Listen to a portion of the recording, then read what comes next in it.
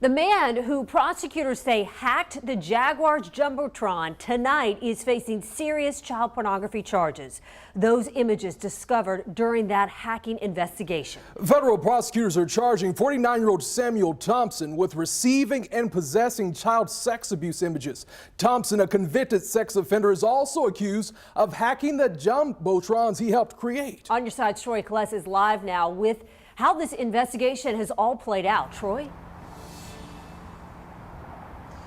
Thank you, Heather and Anthony. So the investigators say that Thompson was logging on remotely and was sending messages to a rogue server that would cause outages at the Jumbotrons during the 2018 through 2019 football season. Now, when people took notice, the FBI got involved, and that's when they stumbled across something even more and found images of child pornography on Thompson's computers and his phone.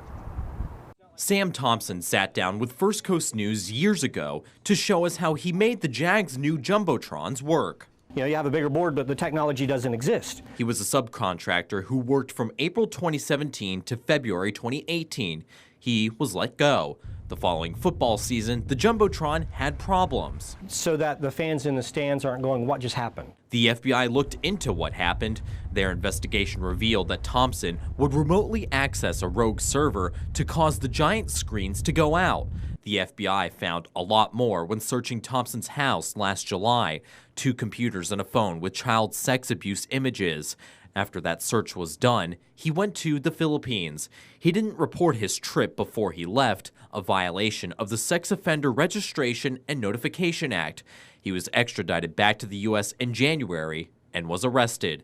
The Jaguars issued a statement saying they are aware of the charges and we cooperated with the investigation. Neighbors of Thompson say they were surprised to hear about the charges.